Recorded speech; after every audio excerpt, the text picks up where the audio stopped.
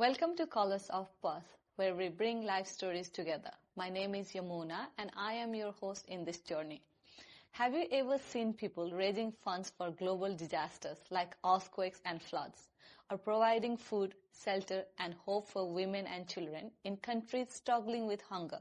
Have you ever wondered who is behind all those smiles, all that hope, that all change? Who quietly works to make the world a better place? The answer is people like Jill Dawson, the dynamic president of the Rotary Club of Perth. Rotary doesn't just talk about helping, they act, raising funds, building communities, mentoring youth, and bringing hope to those who need it the most. She is a woman who turns compassion into action, leadership into impact, and ideas into movements that touch lives both near and far. In today's episode, we will hear Jill's journey, what fuels her dedication, and the incredible projects Rotary is championing. Get ready to be inspired, moved, and reminded that one person, one heart can truly drive change. Welcome to Colors of Perth. Thank you so much. Thank you for having me. It's a great pleasure to be here.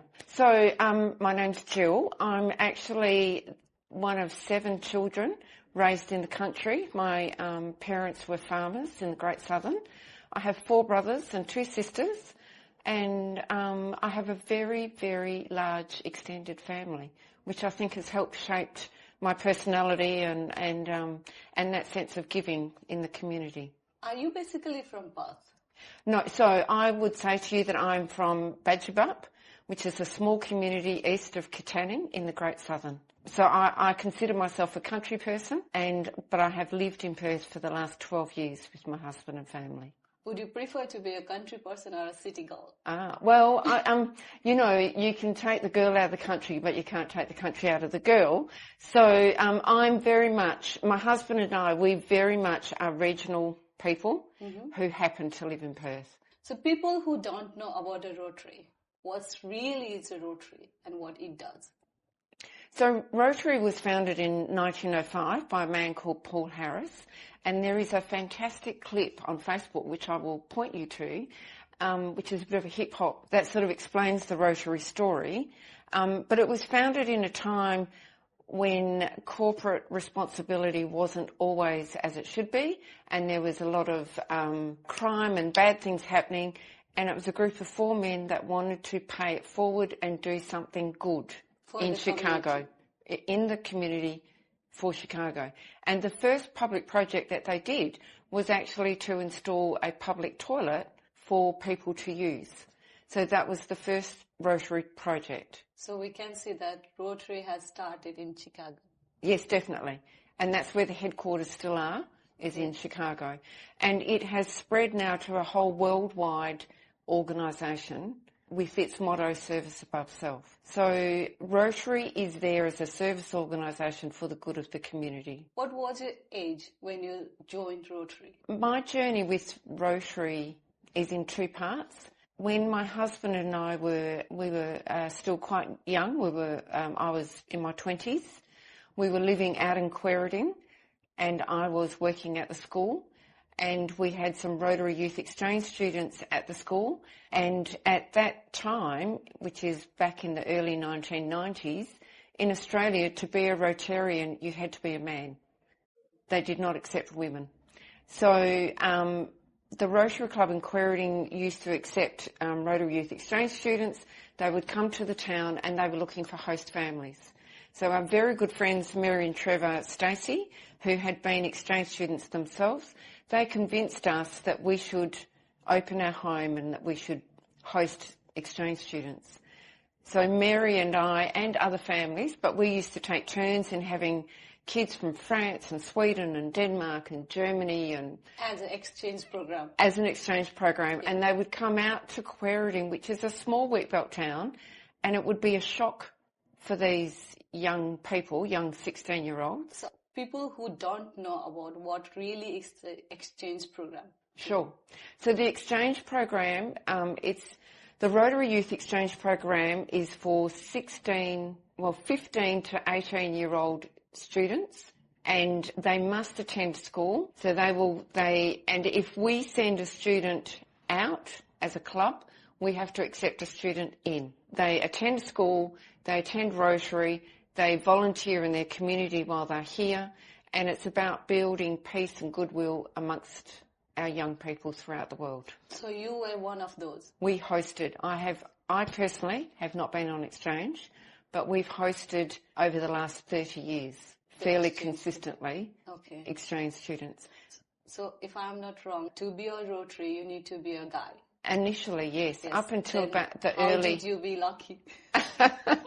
So in the early 1990s, the Quairading Rotary Club was a men-only Rotary Club, but they were happy for families to help them host the students. So that's what I used to do. There's a lady in America who went to the Supreme Court, went all the way up, Sylvia Whitlock, and she challenged Rotary International so that they had to let women in. And that actually happened... She fought for women. She fought for women. That actually happened in America. That happened in the late 1980s, but it didn't trickle down to Australia until into the 90s, when women were finally accepted and welcomed into the Rotary clubs. Now women are very welcomed, given great opportunities. But initially it was a male-dominated... Well, it was a male club. Club. Basically, most of the thing starts with the male thing. Yeah. Then slowly women enters it. Yeah. So my initial interaction with Rotary was as a host parent. And then when we moved to Perth, I had been used to being in a community where I was really involved and I was on lots of committees and I knew lots of people and I was busy. And I came to Perth and I knew nobody. And the thing that I missed was that sense of community. At that same time, our daughter, Kiralee, she had been accepted to go on exchange and she was going to Germany. And I was at a briefing meeting and we were talking about the exchange program. And the lady that happened to be sitting next to me, she said, "You seem to know a lot. Why aren't you a Rotarian?" And so and she just happened to belong to the Perth Rotary Club. Then you got engaged with the Perth Rotary Club. Yeah, so they invited me to their meeting. I went and I thought, and you know that saying where you recognise, I just thought, these are my people. Yeah, you just feel it homely. Yeah, and so it's just gone from strength to strength. Did you feel good? Yeah, well, you always do. I feel stressed at some. There are times when I feel very stressed, and there are times when I'm a bit, it's a little bit overwhelming. But when something comes together, and when you know that you're helping people and you're working as a team, and it's not just me on my own. We've got 87 members in our club, and every one of those members is doing something, and some of them have done so much more than what I've done. Not some of them, many of them have done so much more. But when you belong to a team and you get a good result or you have a positive impact, of course you feel good. You get 100 times more in satisfaction. As the motto of the Rotary is service above self. Mm-hmm. Does that align with your life's principle? When it's service above self, that makes it easy because that means your motive for doing something, you know that you're doing something for that person. Quite simple and it's quite clear. You're just helping somebody. I think that things get a little bit... Were you in any situation where you have to help someone above thinking yourself? Whenever you have to, if you're working on a barbecue or you're volunteering, it doesn't matter whether you're volunteering for your kids' sports or for Rotary, if you're getting up early in the morning and you're standing behind a stall and you're helping people instead of sitting down, enjoying, relaxing, then that's service above self. Every time, and Wesley Sim, who's our Director of International Services, and he's also the delegate for Western Australia for Shelterbox, Wesley travels all over the state putting his Shelterbox tent up, displaying what the tent looks like and talking to the public so that letting them know, raising money for Shelterbox and letting them know that the Shelterbox program is ready to go wherever there is a disaster. So what is Shelter Box? So Shelter Box is an Australian program. It was a Rotary project and now it's actually got its own life. It is basically a tent and everything that you would need in that tent, and It's it like is a in a shelter. box. Okay. It's in a box, Yeah. so it's the Shelter Box. They have them, they are funded and they're ready to go, and they are positioned. So, we know that there's going to be earthquakes in Nepal, or we know that there's going to be earthquakes in Turkey. We know there's going to be hurricanes in the tropical regions of the world. So we have these boxes ready to go and positioned geographically close to where we know that those disasters are going to be. When the disaster happens, within 12 hours, those shelter boxes are there. Those people have shelter. They have a tent, they have solar panels, they have lighting, they have cooking. And then we fundraise and we make sure that we replenish those shelter boxes so that they're ready to go for the next disaster. It's an amazing system that provides relief immediately. You don't have to wait for a disaster, go and fundraise, and then go and find the materials. It's geographically positioned and ready to go. So the Shelter Box concept, is that in every Rotary or is that in Disaster Perth? The Shelter Box concept is run nationally. Mm-hmm. And it's run in a few different countries, but in Australia it's run nationally. We have delegates from every state. Any Rotary Club can fundraise and can contribute towards the Shelter Box national effort. So you're not obligated to, you don't have to, but usually a Rotary Club will contribute what they can towards Shelter Box. Do you remember what was the first project you have done being a Rotary? For me, I would say that my first project is being a host parent for the Rotary Youth Exchange Program. So what are the areas that Rotary mainly works on? So Rotary has 7 areas of focus: peace and conflict resolution, disease prevention and treatment, water and sanitation, maternal and child health, basic education and literacy, economic and community development, and the newest one is the environment, which is was only added in 2021. And then we have 5 areas of service, which is youth, community, international, vocational, club service. Within those 5 areas of service, we then drill down into the focus areas, whether it's environment or whether it's peace and goodwill, or whether it's education, or whether it's water sanitation. And the Perth Rotary Club works in all of those areas. So when you say it works in the environment, so how does it work? Can you give me an example what Rotary is doing in the context of environment? So one of the projects that we're quite excited about and we're just getting off the ground at the moment is called Pocket Forests. It's really a direct reaction to the little tree borer that has been in all the trees in Perth and has devastated much of our urban greenery. Yes, I remember. That's why they cut down all the trees from the Hyde Park. Yes, yep. So now this little pocket forest, the concept is that you find small areas within an urban landscape and you densely plant those areas with plants that are native to that particular area, and you create a little ecosystem of greenery, but an intense greenery. So it might be big trees and little trees and shrubs, and just on another piece of land that would have otherwise been just vacant. We've actually got a Rotary community group called Swan to Surf, which Perth Club belongs to. There's 17 clubs in that community group, and we're just bonding, we're just getting together and looking, and we're working with the Leederville Town Council, looking for spaces where we can do a Rotary pocket forest. Mm-hmm. So, and that's people are quite excited about it, and quite, internationally, we were involved with a project in Indonesia where they had overfished a section of the ocean, and there was just nothing left.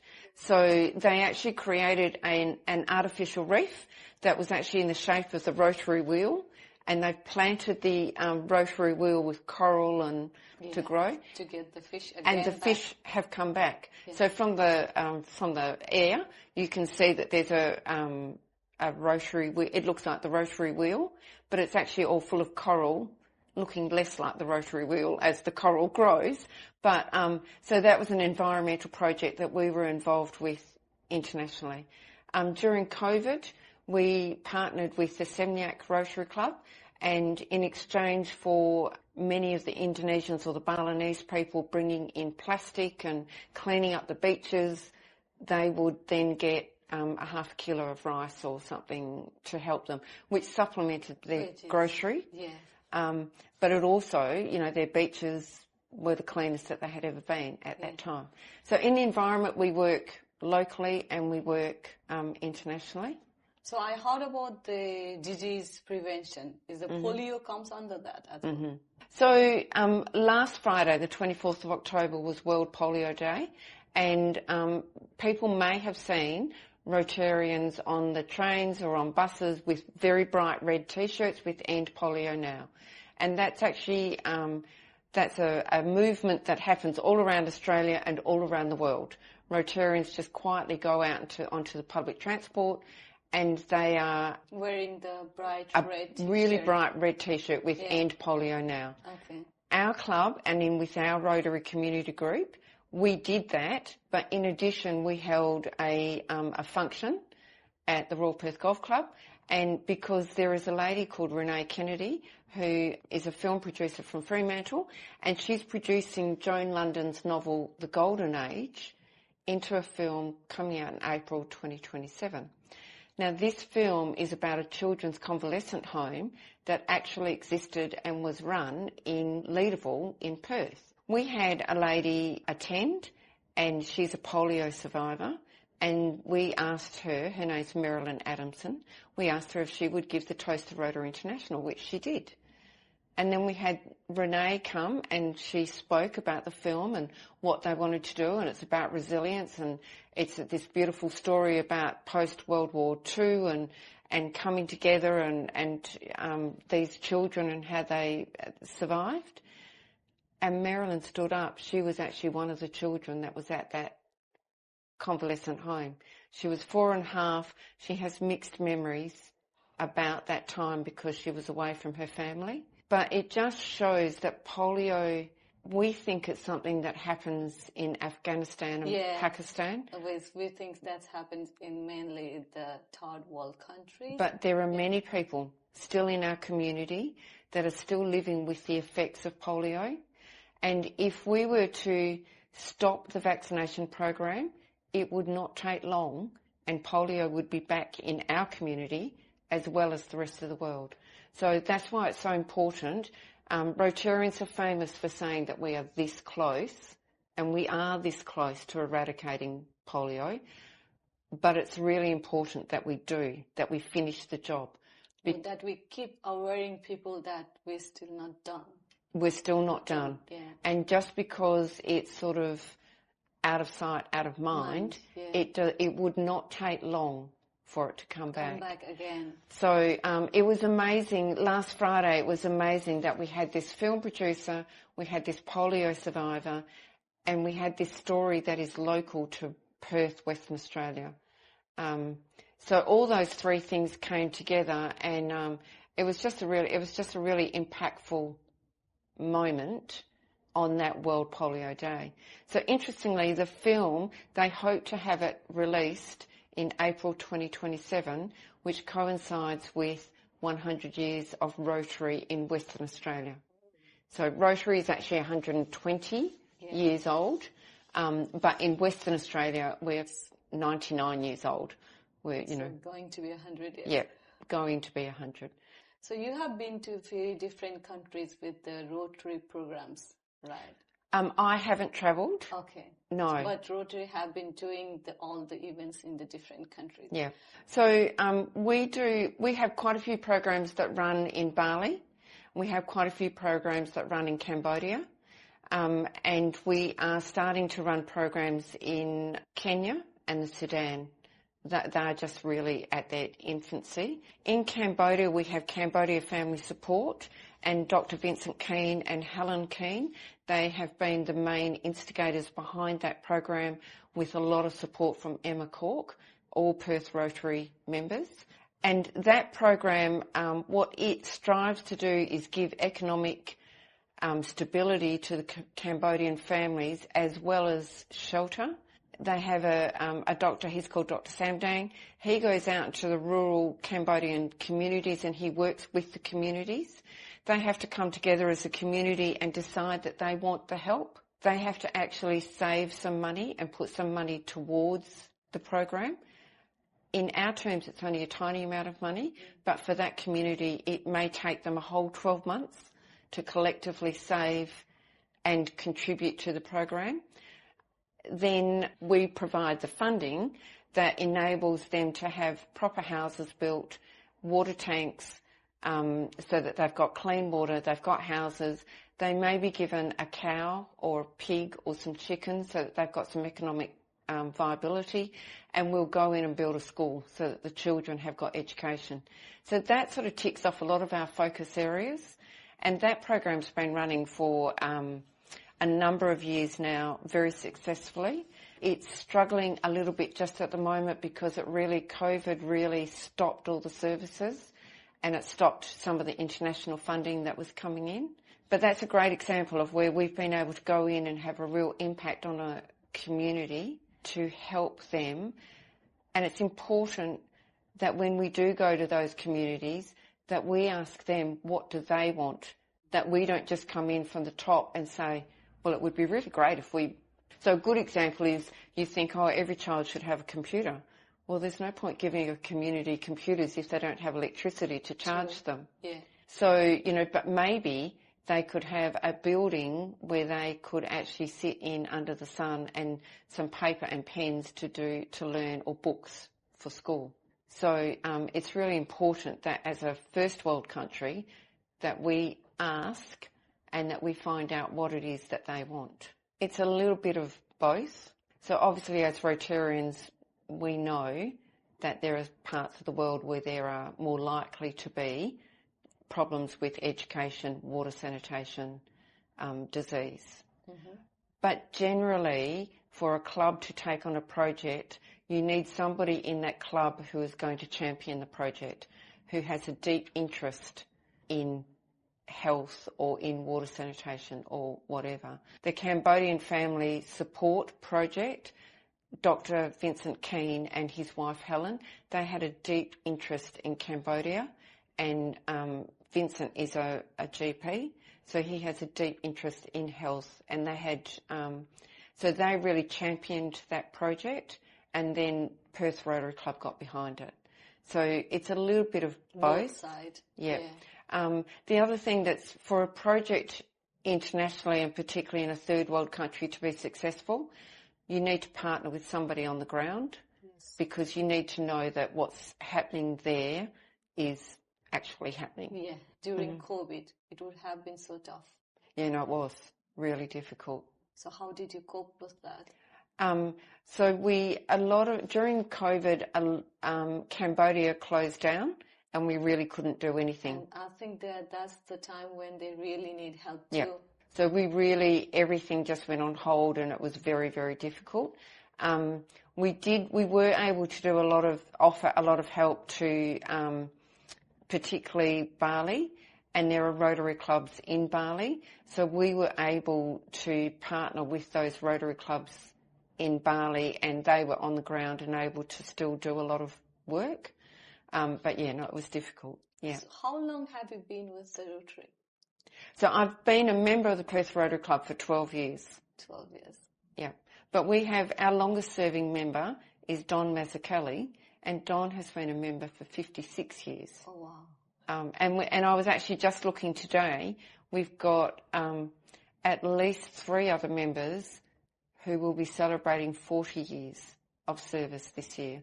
And then there's about another 4 or 5 that are celebrating 38 years. We have some members that have been Rotarians for a long time.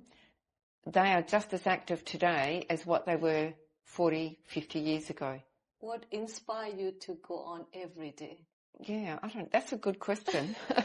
Do you know what? We have a lot of fun. And we had our annual general meeting, we talked about all the funds that we had donated and what we've done in the last 12 months. But we also talked about fellowship, which is our events where we come together as a Rotary Club and we celebrate Christmas, we celebrate Easter, we celebrate Diwali, we celebrate the Lunar Festival, and we actually do have fun together as a group. We are quite an international club, so we have members whose extended family is overseas, so Rotary becomes their family. So what is the next projects that are coming in the Perth? So the Perth Rotary Club, as I think I said before, is rapidly approaching its centenary of service. 100 years on the 15th of April 2027 is the actual date. I'm just going to go back a step. Yeah. In 1955, the Perth Rotary Club led a project in Western Australia to establish the medical school at the University of Western Australia. Mm-hmm. Because prior to 1957, when it opened, all of our doctors had to go to Adelaide or further afield to London to study to become a doctor. And often they may not come back. Yeah.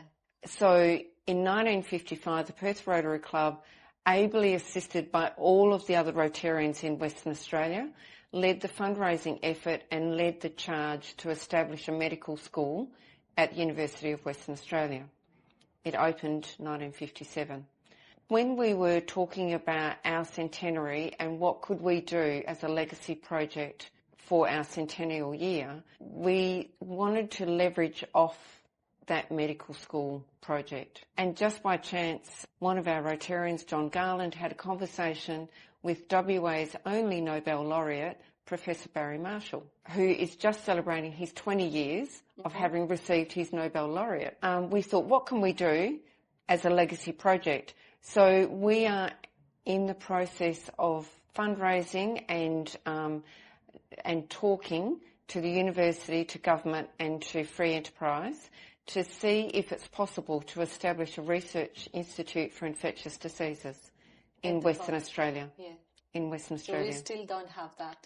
We have the Marshall Centre, which does research into infectious diseases, but it's not a research institute. We want to take the Marshall Centre and to grow that into a research institute, to establish 5 research chairs and to get it better funded so that they can do more research, find faster outcomes. So at the moment, the Marshall Centre, they have 4 pillars that they are looking after, and one of them, of course, is Professor Barry Marshall's stomach ulcer research, the Helicobacter bacteria.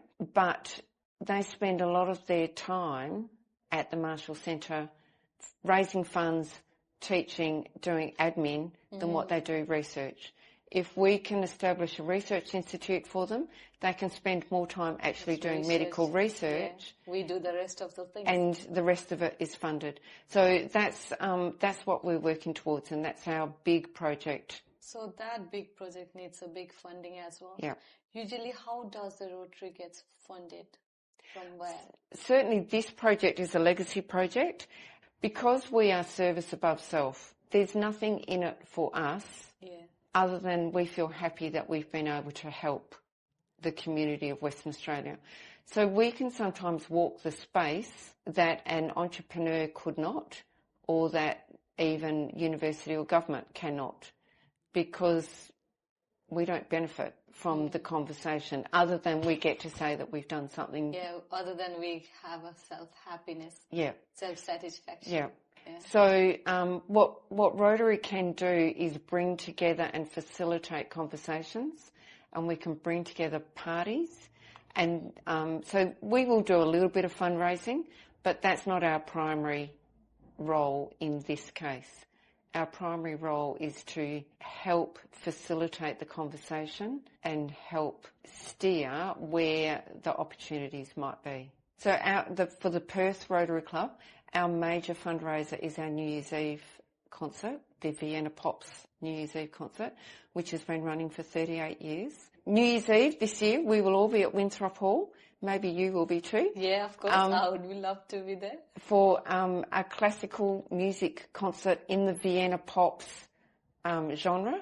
Yeah. Mark Coughlin is our musical director, and in the classical musical circles, Mark is just, everybody knows Mark.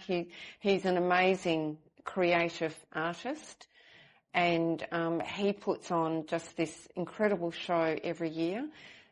The funds that are raised from that concert this year, we are dedicating to the Salvation Army for their family domestic violence operations, and then we also hope to have some that we will direct to our Perth Rotary projects. So does that usually happen, that the fund raised from Rotary goes to the Salvation Army, or the Rotary decides where it goes? We can decide where our money goes, but Perth Rotary Club in particular, but Rotary generally, has always had a very close relationship with the Salvation Army and with St Vincent de Paul and many other organisations, other not-for-profits.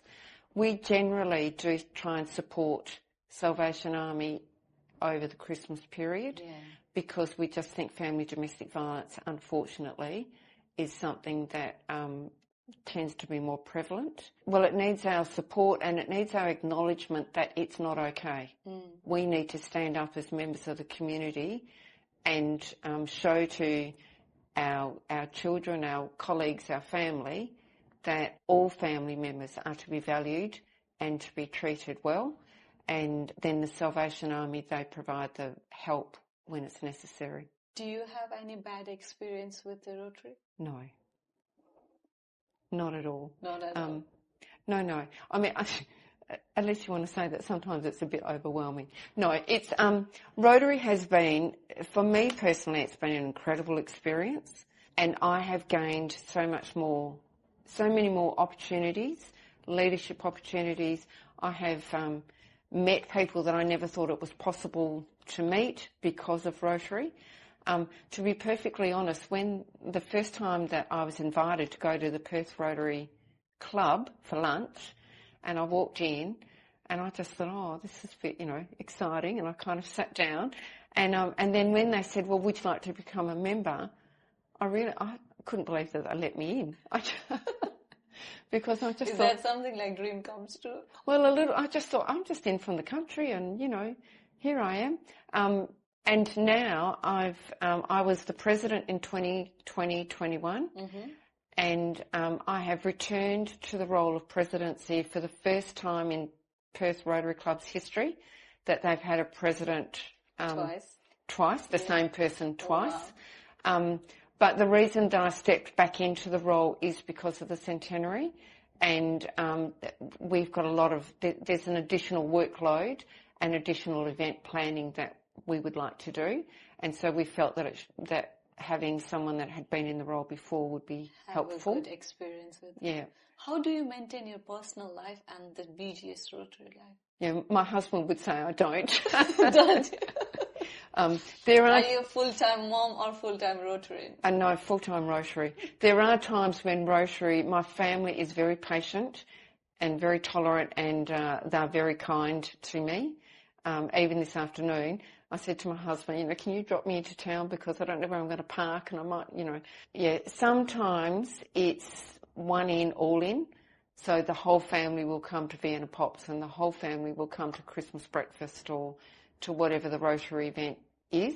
But then they also, our daughter went on Rotary Youth Exchange. She had 12 months in Germany, and that was an incredible experience for her.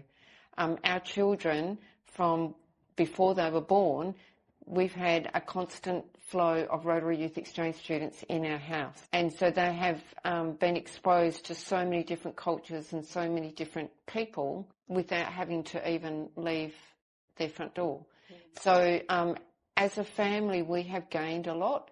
I do think as a family we have given as well, but we've done it happily and willingly. What does someone have to do to be in an exchange program? So for the Rotary Youth Exchange program, they need to be between the ages of 15 and 18 at school. They need to be a reasonable student and good person, and they just apply. Just apply. There is no criteria or something. They apply online. They're interviewed by the club. The club will decide if they think that they're a suitable candidate. And really, they just need to be of good character, good heart, reasonably mature, because they're going to the other side of the world, and they will be in situations where they will need to make good decisions. The exchange program, it is strict, so the kids will all tell you whether they're going into the country or out of the country. They know there's no drinks, there's no driving, there's no drugs, and there's no dating. There's the 4 Ds, and they're just not allowed to do them. So they know that. It is a school program. So for my daughter, or our daughter, she finished year 12 here. Then she went to Germany, and she went back into school and did another year of schooling. In Germany. It was a year of learning to speak German. It's a cultural exchange. It's a cultural immersion exchange. She had the most fabulous time ever. But, you know, it's not for every child. We have 2 sons, and neither of our sons wanted to do it, whereas our daughter couldn't wait to go. So it's not for every child, but for those young men and women that go and exchange and take the opportunities, they grow so much. You see it from when they arrive to when they leave. We had Abby from Taiwan last year, and Abby arrived, she couldn't swim. So we said to her, well, we'll enrol you in swimming lessons, which she did. We then put a life jacket on her, and she went and did surf lessons. She was afraid, but she just did it. She stood up for a nanosecond, but she had a go, and the belief that she got, because she did something that she would never have done at home and that she never thought she could do. And so it was just this incredible character building for her. And even Abby particularly, when she arrived, her English was not fabulous.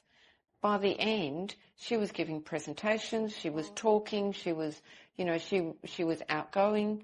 So the change in her and the growth in her was just amazing, incredible to see. We've got a young man, Elliot, from Belgium at the moment. He's going from strength to strength. His English is very good. He's a very, very intelligent young man, but I tell him all the time, it's a cultural exchange. And he's still learning things. The school system is different. The sporting system is different. So he's still learning a lot and growing a lot, even though he is already streets ahead. So after all those conversations and knowing about the Rotary a lot, so anyone who wants to join Rotary, how do they join? So they just find a Rotary Club that's close to them in their suburb, or really Google is their friend, and they reach out, contact that Rotary Club, and they will welcome them with open arms. If in doubt, just Google Rotary Perth. That will take you to the Perth Rotary website, and there is contact details there.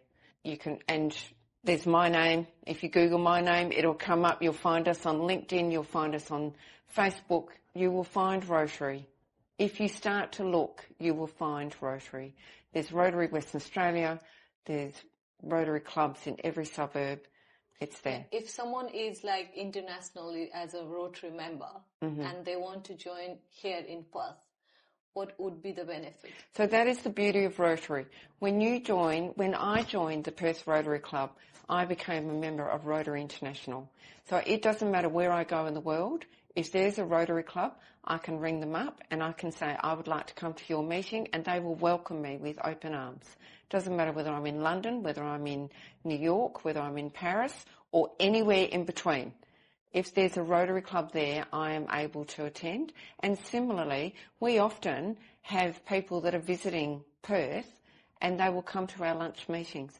They will just ring up and they'll say, I'm in Perth on holidays, or I'm over visiting family, or I'm here for business, and I'd like to connect with your club. And they come along and they're very, very welcome.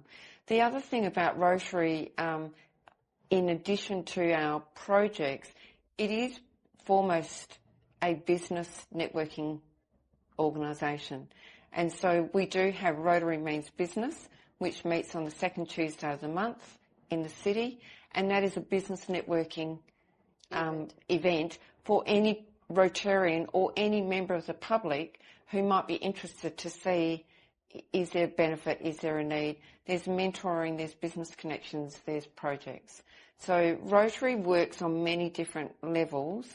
I haven't even touched on, there's so many other projects that, Passages and Kimberley Dental Team and the Path of Hope, and there's so much that we do that I haven't even touched on. Yeah. But go to the Perth Rotary website, it's all there. Do we need any kind of skill sets to be a Rotarian? No, just an open heart and an open mind. That's all. So I'm not sure if I should ask this. What does it cost? No, that's a good question. Again, it varies from club to club. The things that are consistent is there's a Rotary International annual charge, which is about, it depends on the US dollar because it's in US dollars, but it's around about $130 Australian per annum. Yeah. We belong to a district. So in Western Australia, we have one district for the whole of the state. We call it Rotary WA. And our annual fee is $112, I think, this year. Then club to club, they determine how much they're going to charge for their fees. The Perth Rotary Club, we do charge $640 per annum for our fees, and we have payment plans for some of our members. The reason that we're a little bit more expensive is we have higher overheads that allow us to do more in the community, and we're a bigger club for that reason. When you're deciding if you would like to be a Rotarian, there are Rotary clubs that are cause-based. So I had an email from a club in Queensland, and they are for midwives and nurses. The Global Midwife and Nurse Rotary Club. There's an E-Club, so there's a Rotary Club that just meets on the internet, EWA, and that's for people that might be in far-flung regional areas where they are the only Rotarian for 100 of kilometres, but they still want to belong to a Rotary Club. Yeah. There is a Rotary Club, there are Rotary Clubs that might say, our cause, all we're interested in is the environment. So that's all they do. And you would only join that Rotary Club if you liked planting trees or doing things with the environment. But, if your passion was youth, you wouldn't join that Rotary Club because that's not its focus. Mm-hmm. So it's really important when you're thinking about becoming a Rotarian that you go to different clubs and find the club that suits you. And Rotarians and Rotary clubs should encourage you to go and visit a few different clubs before making your final selection, because there are good reasons why different clubs meet different needs. So all the Rotary clubs are not the same?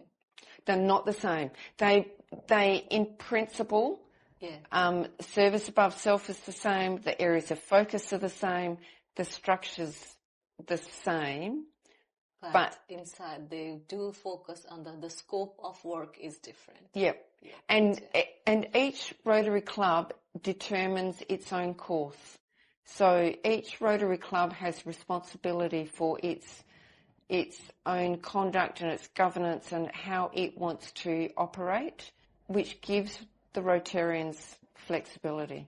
If you ever want to ruin your day, get a bunch of Rotarians together, because they all have the best idea. They all think that they know how to run something. Rotary tends to attract people who are people of action, who are people that want to go out and help, who are outward-facing people. They all have slightly different ways of doing things. But, I would recommend to anybody, go to a Rotary meeting and just have a look. Be there and see what they think. Yeah, absolutely. Kind of brainstorm. Well, just, you never know if you don't go. I would never have thought that I would be doing the things that I am doing had I not joined the Perth Rotary Club. And the skill sets that I didn't even know I had, but they were there in the background. organisational skill sets and talking and, I don't know, just the interaction with people is fabulous. And, I haven't even touched on Australian Rotary Foundation or the Paul Harris Fellows or the district grant system. There's so much more that Rotary does on a local, state, national and international scale. And you can just episode by episode. you can just find your space of where you want to be. Thank you so much for a beautiful conversation and teaching so much about the Rotary and community services. Thank you so much for being here. No, thank you. It's been an absolute pleasure. And if anyone wants to join a Rotary, you can just contact her or either in the same video, you can comment it. We will be waiting for you and always there to help you. Yep. Thank you. Thank you.